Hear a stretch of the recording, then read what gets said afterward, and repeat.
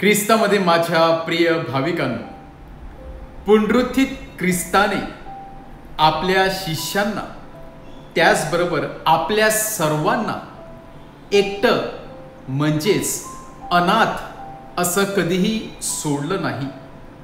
तर प्रभू येशूच्या पुनरुत्थानानंतर सुद्धा देखील प्रभू येशूने तीच प्रीती आणि तेच प्रेम आपल्या शिष्यावरती केलं आणि इतर सर्व लोकांवरती केलेलं आहे। आणि आजच्या शुभवर्तमानाद्वारे प्रभू येशू ख्रिस्त आपल्या सर्वांना जणू काही दाखवून देत आहे की पुनरुत्थान म्हणजे काय आहे। पुनरुत्थान केवळ आत्म्याचं नाही, तर पुनरुत्थान हे शरीराचं देखील होत असते, याचं पूर्णपणे पुरावा आज प्रभू येशू ख्रिस्त आजच्या शुभवर्तमानामध्ये देत आहे। आणि आजचं शुभवर्तमान सुरेख सुंदर प्रकारे रेखाटलेलं आहे, जेथे पुनरुत्थित ख्रिस्त शिष्यासमोर प्रगट होतो। शिष्य भिवून जातात आणि प्रभू येशू ख्रिस्त त्यांना काहीतरी खावयास देण्यासाठी सांगतो आणि त्यांच्या डोळ्यास देखत तो भाकरी आणि मासळीचा तुकडा खाऊन आपल्या शिष्यांना दाखवून देतो की माझं पुनरुत्थान हे केवळ आत्म्याचं नाही, तर शरीराचं देखील झालेलं आहे। कारण आत्मा कधीच अन्न खात नसतो, आत्म्याला मांस आणि शरीर नसते, तर अन्न खाणारे केवळ शरीर रूपी माणसेच असतात। आणि जेव्हा प्रभू येशू ख्रिस्त आपल्या शिष्यांनी दिलेला भाकरीचा तुकडा आणि मासळीचा तुकडा खातो, त्याद्वारे प्रभू येशू ख्रिस्त आपल्या शिष्यांना दाखवून देतो की मी जसा होता तसाच आहे, फक्त माझ्यामध्ये रूपांतर झालेलं आहे। माझं शरीर मातीस मिळालेलं नाही, तर शरीरासकट मी उठलो गेलेला आहे। आणि त्याद्वारे प्रभू येशू ख्रिस्त एक सुंदर असा संदेश आपल्या सर्वांना देत आहे की शेवटच्या दिवशी आपल्या प्रत्येकाचं पुनरुत्थान होणार आहे, ते सुद्धा केवळ आत्म्याचं नाही, तर शरीराचं देखील होणार आहे। आणि मग जे शरीर मातीस मिळालेलं आहे, ज्या शरीराची राख झालेली आहे, शरीराचा भुका झालेला आहे, ते शरीर देखील प्रभू येशू ख्रिस्त उठवणार आहे। ते शरीर देखील प्रभू येशू ख्रिस्त ताजीतवानं करणार आहे। कारण ज्या देव बापाने प्रभू येशू ख्रिस्ताचं शरीर उठवलं, त्यामध्ये आत्मा टाकला, त्या देव बापाला शक्य असं काहीच नाही।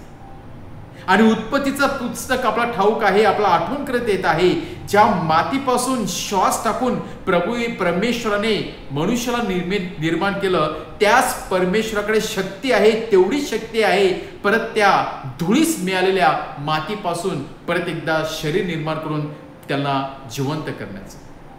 आणि म्हणूनच त्या भिवून गेलेल्या शिष्यांना व ज्याच्यामध्ये शंका होती की पुनरुत्थान म्हणजे काय आहे आणि नक्की आहे की नाही, केवळ आत्म्याचं आहे किंवा शरीराचं आहे, त्या लोकांसाठी आज प्रभू येशू ख्रिस्त मासळीचा तुकडा खाऊन आणि भाकरीचा तुकडा खाऊन त्यांना एक सुंदर उदाहरण देत आहे की शेवटच्या दिवशी आपल्या सर्वांची शरीरे परमेश्वर असेच उठवणार आहे। आपल्यासाठी एक नवीन आशा आहे, आशेचा किरण आज प्रभू येशू ख्रिस्त घेऊन आलेला आहे। दुसरा महत्वाचा संदेश, ज्याप्रमाणे भाकर आणि मासळी एकत्र होते, यालाच रियुनियन असे म्हणतात। प्रभू येशू ख्रिस्त क्रूसावरती चढण्या अगोदर त्यांनी वल्लाडणाचं भोजन आपल्या शिष्याबरोबर केलं, जिथे त्याने भाकर घेतलेली होती, जिथे त्याने द्राक्षरस घेतलेलं होतं। त्याचप्रमाणे परत एकदा प्रभू येशू ख्रिस्त पुनरुत्थित झाल्यानंतर भाकर घेत आहे, मासळीचा तुकडा घेत आहे, आपल्या शिष्यासमोर जणू काही नवीन वल्लांडणाचा सण साजरा करीत आहे। म्हणजे जिथे भाकर आहे, जिथे मासळीचा तुकडा आहे, जिथे भोजन आहे, जिथे सहभोजन आहे, तिथे युनियन आहे, हे प्रभू येशू ख्रिस्त आपल्या सर्वांना दाखवून देत आहे। आणि या भाकरीद्वारे, या मासळीद्वारे प्रभू येशू ख्रिस्त परत एकदा आपल्या विखारलेल्या, पसरलेल्या, भीतीने भिवून पळालेल्या शिष्यांना एकत्र आणत आहे, त्यांची रियुनियन करत आहे, त्यांना परत आपल्याकडे बोलवत आहे। आणि म्हणून जेव्हा आपण एकत्र भोजन करत असतो, तेव्हा आपण प्रभू येशूच्या दुःख सहनामध्ये आनंदामध्ये सहभागी होत असतो, ते आपण जॉय किंवा आनंद प्रगट करत असतो.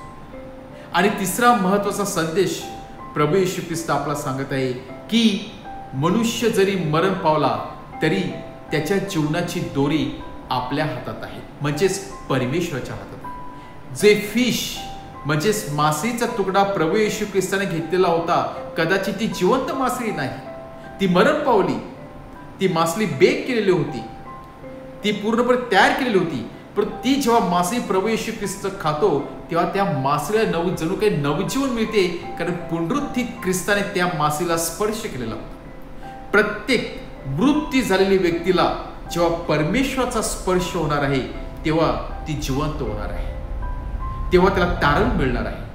आणि हे 3 महत्वाचे संदेश आजचं शुभ वर्तमान आपल्याला पुनरुत्थित ख्रिस्ताद्वारे देत आहे.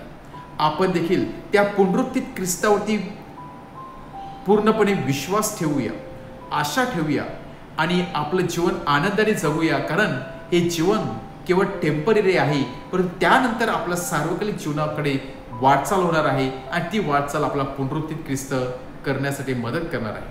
म्हणून आपण सर्वजण या पुनरुत्थित ख्रिस्ताकडून आपण कृपा, शक्ती आणि विश्वास मागूया. आमेन.